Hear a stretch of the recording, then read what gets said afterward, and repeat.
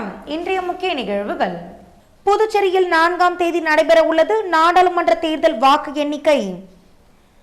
12 துணை தேர்தல் நடத்தும் அதிகாரிகள் மேற்பார்வையில் நடைபெற உள்ளதாக மாவட்ட ஆட்சியர் குலோத்துங்கன் தெரிவிப்பு. காரைக்காலில் உள்ள கிளை சிறையில் கைதிகளுக்கு இடையே ஏற்பட்ட மோதல். ஒரு கைதிக்கு பலத்த காயத்துடன் காரைக்கால் அரசு மருத்துவமனையில் அனுமதிக்கப்பட்டு சிகிச்சை. அரியாங்குப்பம் ஓடவெளியில் சாலையை ஆக்கிரமித்த வீடு அகற்றம். இச்சம்பவத்தால் அப்பகுதியில் பரபரப்பு. இனி விரிவான நிகழ்வுகள்.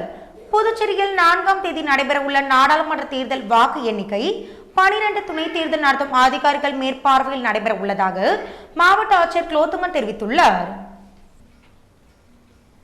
புதுச்சேரி மாவட்ட ஆட்சியர் அலுவலகத்தில் செய்தியாளர்களை சந்தித்து மாவட்ட ஆட்சியர் குலோத்துங்கன் வருகின்ற 4ஆம் தேதி 8 மணி அளவில் புதுச்சேரி மக்களவை தொகுதிக்கான வாக்கு எண்ணிக்கை நடைபெறுகிறது என்றும் புதுச்சேரி பிராந்தியத்தில் வாக்கு எண்ணிக்கையானது லாஸ்பேட்டில் உள்ள மோதிலால் நேரு பாலிடெக்னிக் கல்லூரி மற்றும் மகளிர் பொறியியல் கல்லூரி ஆகிய இரு மையங்களிலும், காரைக்கால் பிராந்தியத்தில் அறிஞர் அண்ணா அரசு கலைக்கல்லூரி மற்றும் அறிவியல் கல்லூரியிலும், மாகி பிராந்தியத்தில் ஜவஹர்லால் நேரு அரசு மேல்நிலைப் பள்ளிகளிலும், ஏனாமில் டாக்டர் SRK அரசு கலைக்கல்லூரியிலும் 12 துணை தேர்தல் நடத்தும் அதிகாரிகளை மேற்பார்வையில் வாக்குகள் எண்ணப்பெற உள்ளது என்று தெரிவித்தார். மேலும் வேட்பாளர்களில் முகவர்களுக்கு அடையாள அட்டைகள் வழங்க ஏற்பாடு செய்யப்பட்டுள்ளது என்றும், வாக்கு எண்ணும் மையத்திற்குள் அடையாள அட்டை இல்லாமல் யாரும் அனுமதிக்கப்பட மாட்டார்கள் என்றும் குறிப்பிட்டார். மேலும் அடையாள அட்டை இவற்றை தவிர வேறு எந்த பொருளையும் எடுத்து செல்ல அனுமதி இல்லை. வாக்கு எண்ணிக்கை மையத்திற்குள் வாக்குச்சாவடி முகவர்கள் தங்களது கைபேசியை கண்டிப்பாக எடுத்து வரக்கூடாது என்றும் அவர் தெரிவித்தார். மேலும் வாக்கு எண்ணிக்கை மையங்களுக்கு 100 மீட்டர் தூரத்திற்குள் வாகனங்கள் போக்குவரத்து தடை செய்யப்படுகிறது என்றும், வாக்கு எண்ணிக்கை நடைபெறும் 4ஆம் தேதி முழுவதும் மதுபான கடைகளை மூட உத்தரவிடப்பட்டுள்ளது என்றும் தெரிவித்தார். பாண்டிச்சேரி பார்லிமெண்டரி கான்ஸ்டிடியூஷன் பாண்டிச்சேரியில 2 இடத்துலையும் women's engineering college and Motilal Nehru government polytechnic காலேஜ்லையும், Karaikal and Yanam and Mahe, so டோட்டலாக மொத்தம் 5 இடத்துல இந்த கவுண்டிங் நடக்க போகுது. ஸோ அதுக்கான ஏற்பாடுகள் எல்லாமே நாங்கள் முடிஞ்சிருச்சு. கவுண்டிங் ஹாலுக்கான ப்ரிப்பரேஷன்ஸ், உள்ளார இருக்க அரேஞ்ச்மெண்ட்ஸ் எல்லாமே பண்ணியிருக்கோம். ஸோ எல்லா கவுண்டிங் ஹால்லையுமே 360 டிகிரி CCTV கவரேஜஸ் இருக்கு, வீடியோகிராஃபி பண்ணியிருக்கோம். ஸோ டோட்டலாக பாண்டிச்சேரி யூடி மொத்தமாக 1002 அஃபிஷியல்ஸ் வந்து இந்த கவுண்டிங் இதில் வந்து ஈடுபட போகிறாங்க. ஸோ அந்த கவுண்டிங் அஃபிஷியலுக்கான 3 அடுக்கு ட்ரைனிங் வந்து ஏற்கனவே 2 ட்ரைனிங் முடிஞ்சிச்சு. ஸோ 3வது ட்ரைனிங் வந்து ஜூன் 2ஆம் தேதி வந்து நடக்க போகுது எல்லா அஃபிஷியல்ஸ்க்கும். ஸோ இந்த அஃபிஷியலை தேர்ந்தெடுக்கிற ரேண்டமைசேஷன் ப்ரொசீஜர், ஸோ 3 ரேண்டமைசேஷன் பண்ணணும். ஃபர்ஸ்ட் ரேண்டமைசேஷன் முடிஞ்சுது. ஸோ 2வது ரேண்டமைசேஷன் 3rd ஜூன் வந்து நடக்கும். ஸோ 3வது ரேண்டமைசேஷன் 4th ஜூன் மார்னிங் 5 மணிக்கு நடக்கும். ஸோ இந்த 2nd and 3rd randomisation for the counting officials வந்து நம்ம கவுண்டிங் அப்சர்வர்ஸ் வர ஜென்ரல் அப்சர்வர்ஸ் மூலமாகவும், ஸோ ஆர்வம் முன்னாடியும் இவங்க நடக்க போகுது. ஸோ இந்த கவுண்டிங்காக எலெக்ஷன் கமிஷன் ஆஃப் இந்தியா அடிஷ்னலாக 12 அப்சர்வர்ஸ் வந்து நமக்கு அனுப்பியிருக்காங்க. ஸோ ஏற்கனவே ஜென்ரல் அப்சர்வர் இருக்காங்க, general observer plus 12 additional observers வந்து அனுப்பியிருக்காங்க. இந்த கவுண்டிங் ஹால்ஸ் பொறுத்த வரைக்கும் நம்ம 3 அடுக்கு போலீஸ் பாதுகாப்பு போட்டிருக்கோம். ஸோ ஃபர்ஸ்ட்ல ஒரு 100 மீட்டர் வந்து பெடஸ்ட்ரியன் ஜோன்ஸ், அங்கே எந்த வெஹிக்கிள்ஸும் எதுவுமே அலௌடு இல்லை. ஸோ அதுக்கு அடுக்கிறது வந்து ஒரு 3 அடுக்கு பாதுகாப்பு இருக்குது. அவுட்டர் மோஸ்ட்ல வந்து நம்ம ஸ்டேட் போலீஸ் வந்து இருப்பாங்க. ஸோ 2ஆம் அடுக்கு பாதுகாப்புல வந்து ஸ்டேட் ஆர்மிடு ஃபோர்ஸ் இருப்பாங்க. ஸோ இன்னர் பெரிமீட்டர்ஸ் அங்கே வந்து நம்ம மத்திய பாதுகாப்பு படையினர் வந்து காவலுக்கு ஈடுபட போறாங்க. ஸோ இது போல ஒரு 3 அடுக்கு பாதுகாப்பு இருக்கு. காரைக்காலில் உள்ள கிளை சிறையில் கைதிகளுக்கு இடையே ஏற்பட்ட மோதலில் ஒரு கைதிக்கு பலத்த காயத்துடன் காரைக்கால் அரசு மருத்துவமனையில் அனுமதிக்கப்பட்டு சிகிச்சை பெற்று வருகிறார். காரைக்கால் மாவட்டத்தில் உள்ள கிளை சிறைச்சாலையில் இன்று அதிகாலை தண்டனை கைதிகளான பிரதீஷ், அமலன், ஆறுமுகம் என்ற 3 கைதிகளுக்கு இடையே மோதல் ஏற்பட்டது. இதில் புதுச்சேரியை சேர்ந்த கைதிகள் பிரதீஷ் மற்றும் அமலன் இருவரும் சேர்ந்து காரைக்கால் பகுதியை சேர்ந்த ஆறுமுகம் என்கின்ற கைதியை சமையல் அறையில் பால் காய்ச்சும் போது ஏற்பட்ட வாய் தகராறு முற்றிய காரணத்தால் சமையல் அறையில் இருந்த டம்ளர் கொண்டு பிரதீஷ் ஆறுமுகத்தை பலமாக தாக்கியதாக கூறப்படுகிறது. இதில் ஆறுமுகம் பலத்த காயமடைந்து காரைக்கால் அரசு பொது மருத்துவமனையில் அனுமதிக்கப்பட்டு சிகிச்சை பெற்று வருகிறார்.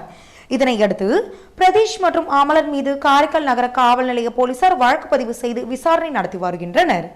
இந்த நிலையில் சிறைச்சாலையிலேயே கைதிகள் ஒருவருக்கு ஒருவர் தாக்கிக் கொண்ட சம்பவத்தால் கைதிகளுக்கிடையே பெரும் அச்சத்தையும் பரபரப்பையும் ஏற்படுத்தியுள்ளது.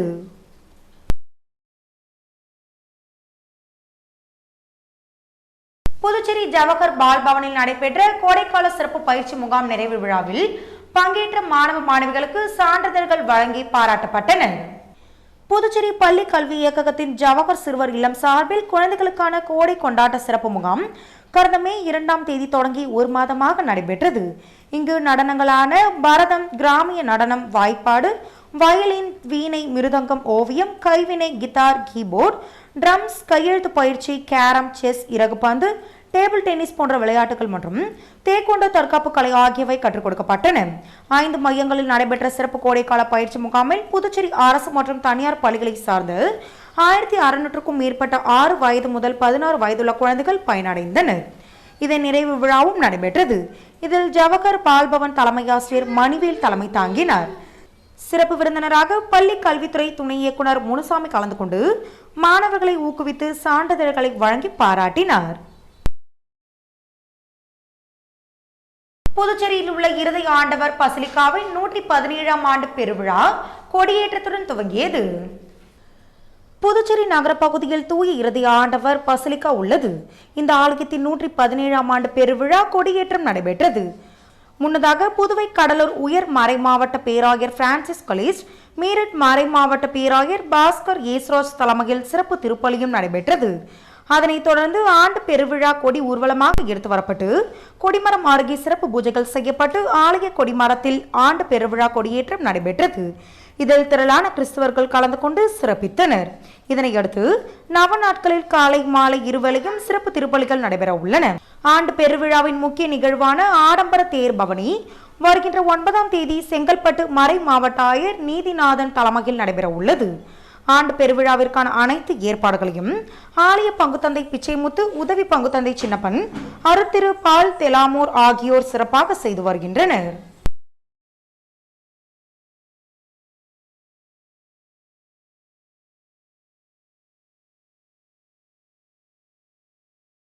காரைக்காலில் 13 வயது சிறுவனை கழுத்தறுத்து கொலை செய்யப்பட்ட வழக்கில் 17 வயது சிறுவனின் தாய்க்கு சம்பந்தமில்லை என்றும் இருந்தாலும் விசாரித்து வருகிறோம் என மாவட்ட முதுநிலை காவல் கண்காணிப்பாளர் மணிஷ் தெரிவித்துள்ளார். புதுச்சேரி மாநிலம் காரைக்கால் அடுத்த நிரவி பகுதியில் 26ஆம் தேதி மாலை 13 வயது சிறுவன் கழுத்தை அறுத்து கொலை செய்த வழக்கில் 17 வயது சிறுவனின் செல்போன் எண்ணை வைத்து அவர் மயிலாடுதுறையில் உள்ளதை அறிந்து அங்கு சென்று 17 வயது சிறுவனை கைது செய்து காரைக்கால் சிறுவர்கள் நீதிமன்றத்தில் ஆஜர்படுத்தி புதுச்சேரி சிறுவர் சீர்திருத்த பள்ளிக்கு அனுப்பி வைக்கப்பட்டார். இந்த நிலையில் இன்று காரைக்கால் மாவட்ட முதுநிலை காவல் கண்காணிப்பாளர் மணிஷ் செய்தியாளர்களிடம் சந்தித்தார். அப்பொழுது 13 வயது சிறுவன் கொலை செய்யப்பட்ட போது வீட்டில் சிறுவனை கொலை செய்த 17 வயது சிறுவனின் தாய் இல்லை, அதனால் தாய்க்கு சம்பந்தம் இல்லை என்று இருந்தாலும் தொடர்ந்து தாயிடம் விசாரித்து வருகின்றனர். மேலும் இதுபோன்ற சிறுவர்கள் நிலை தடுமாறுவதற்கு கல்வியில் இடைநிற்றலும் போதைப் பொருட்களும் ஒரு காரணம் என்றும் அதை காவல் நிலையம் வாரியாக கணக்கெடுத்து அத்தகைய சிறுவர்களுக்கு சிறப்பு வகுப்புகள், விளையாட்டுப் போட்டிகள், தொழிற்பயிற்சிகள் நடத்த உள்ளோம். இது மத்திய அரசின் திட்டத்தின் கீழ் வரும். அதேபோல் காரைக்காலில் போதைப் பொருட்களை ஒழிக்க போலீசார் தீவிரமாக ஈடுபட்டு வருகின்றனர் என்றும் தெரிவித்தார்.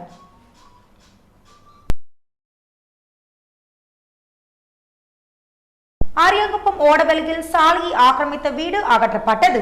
இதனால் அப்பகுதியில் பரபரப்பு நிலவியது. அரியாங்குப்பம் கொம்பியூன் மணவெளி அடுத்த ஓடைவெளி மாரியம்மன் கோவில் தெருவில் உள்ள உள்வீதியில் சாலையை ஆக்கிரமித்து தனிநபர் கடந்த 15 ஆண்டுகளுக்கு மேலாக பயன்படுத்தி வந்துள்ளார். இதனால் உள்வீதிக்கு போக்குவரத்து இல்லாமல் அவதிப்பட்டு வந்துள்ளனர். இது சம்பந்தமாக பலமுறை புகார் தெரிவித்தும் ஆக்கிரமிப்பு அகற்றப்படாமல் இருந்ததால் பாதிக்கப்பட்டவர் சென்னை உயர்நீதிமன்றத்தில் வழக்கு தொடர்ந்திருந்தார். இதன் அடிப்படையில் நீதிமன்றம் ஆக்கிரமிப்பை அகற்றிட புதுச்சேரி அரசுக்கு உத்தரவு பிறப்பித்தது. அதனைத் தொடர்ந்து வடக்கு மாவட்ட துணை கலெக்டர் அர்ஜுனன் ராமகிருஷ்ணன் தலைமையில் தாசில்தார் பிருத்திவி, அரியாங்குப்பம் கொம்யூன் பஞ்சாயத்து ஆணையர் ரமேஷ் ஆகியோர் முன்னிலையில் போலீஸ் பாதுகாப்புடன் இன்று ஆக்கிரமிப்பு அகற்றும் பணி நடைபெற்றது. இதில் சாலையில் ஆக்கிரமிப்பை பொக்லைன் இயந்திரம் மூலம் 3 மணி நேரமாக இடித்து அப்புறப்படுத்தும் பணியில் ஈடுபட்டு வருகின்றனர். ஆக்கிரமிப்பு அகற்றத்தின் போது அப்பகுதி மக்கள் சிலர் எதிர்ப்பு தெரிவித்து போலீசாரிடம் வாக்குவாதத்தில் ஈடுபட்டதால் பரபரப்பு ஏற்பட்டது. மேலும் உதவி பொறியாளர் நாகராஜன், வருவாய் ஆய்வாளர்கள் பாலமுருகன், புனிதவதி மற்றும் செழியன் உள்ளிட்ட கொம்யூன் பஞ்சாயத்து ஊழியர்கள் ஆக்கிரமிப்பு அகற்றும் பணியில் ஈடுபட்டனர்.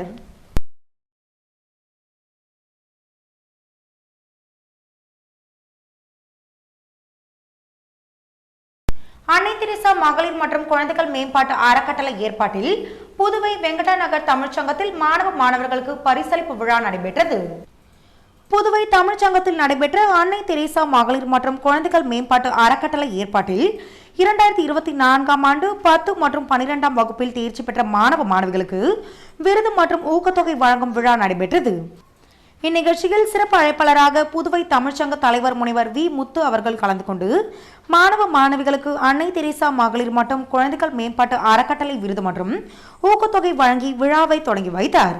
மேலும் இந்நிகழ்ச்சியில் அறக்கட்டளையின் தலைவி திருமதி ராஜாத்தி அம்மா, கௌரவ தலைவர்கள் பாஸ்கர், எம்.எஸ். ஆனந்த் பாஸ்கர், ரா முனியன் ஆகியோர் அறக்கட்டளையில் உள்ள அனைவருக்கும் அடையாள அட்டை வழங்கி கௌரவித்தனர். இவ்விழாவில் சமூக அமைப்பு திருமதி கலாவிசு அவர்களும் சிறப்பு அழைப்பாளராக கலந்து கொண்டனர்.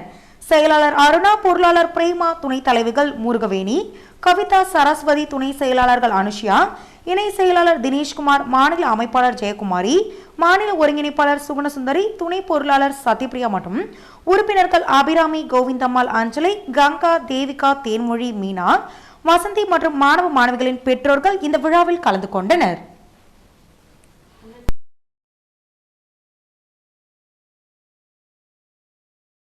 ஆரோவில் அமைப்பின் 67வது நிர்வாக குழு கூட்டம் மற்றும் சர்வதேச ஆலோசனை குழு கூட்டம் ஆரோவில் அலுவலகத்தில் நடைபெற்றது. ஆரோவில் அமைப்பின் 67வது நிர்வாக குழு கூட்டம் மற்றும் சர்வதேச ஆலோசனை குழு கூட்டம் ஆரோவில் அலுவலகத்தில் நடைபெற்றது. மாண்புமிகு தமிழக ஆளுநர் திரு ஆர்.என். ரவி தலைமையில் நடைபெற்ற கூட்டத்தில் மாண்புமிகு துணைநிலை ஆளுநர் திரு சி.பி. ராதாகிருஷ்ணன், ஆரோவில் நிர்வாக செயலாளர் அமைப்பின் செயலர் திருமதி ஜெயந்தி ரவி மற்றும் நிர்வாக குழு உறுப்பினர்கள் கலந்து கொண்டு ஆரோவில் வளர்ச்சி திட்டங்கள் குறித்து விவாதித்தனர். முன்னதாக ஆரோவில் வந்தடைந்த துணைநிலை ஆளுநரை ஆரோவில் செயலர், விழுப்புரம் மாவட்ட ஆட்சியர், காவல்துறை கண்காணிப்பாளர் மற்றும் நிர்வாக குழுவினர் வரவேற்றனர்.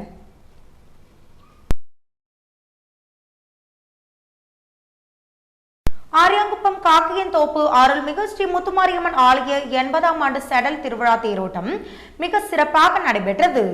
புதுச்சேரி மாநிலம் ஆரியாங்குப்பம் கொம்பியன் காக்கையன்தோப்பு பகுதியில் எழுந்தருளிய அருள்மிகு ஸ்ரீ முத்துமாரியம்மன் ஆலயத்தில் 80ஆம் ஆண்டு எதிர் திருவிழாவை முன்னிட்டு மகா கணபதி ஹோமத்தை தொடர்ந்து கொடியேற்றும் நிகழ்ச்சியும் நடைபெற்றது. இதனைத் தொடர்ந்து அம்மனுக்கு பல்வேறு அலங்காரத்துடன் வீதி உலா நிகழ்ச்சியும் நடைபெற்றது. தேரில் அலங்கரிக்கப்பட்ட அம்மனை வைத்து திருத்தேரோட்டம் நடைபெற்றது. இதில் சட்டமன்ற உறுப்பினர் பாஸ்கர் என்கிற தட்சிணாமூர்த்தி, காங்கிரஸ் கட்சி மாநில பொதுச் செயலாளர் சங்கர், காங்கிரஸ் கட்சி மாநில செயற்குழு உறுப்பினர் விஜயலட்சுமி ஜெயமூர்த்தி, ஐயப்பன், திமுக கலை மற்றும் இலக்கிய பேரவை மாநில அமைப்பாளர் சிவசங்கரன் மற்றும் பலர் கலந்து கொண்டு வடம் பிடித்து தேரை இழுத்தனர். மேலும் வந்திருந்த சிறப்பு விருந்தினர்களுக்கு கௌரவிக்கப்பட்டனர். இந்நிகழ்ச்சியின் ஏற்பாட்டினை கோவில் நிர்வாகம் மிக சிறப்பாக செய்திருந்தது.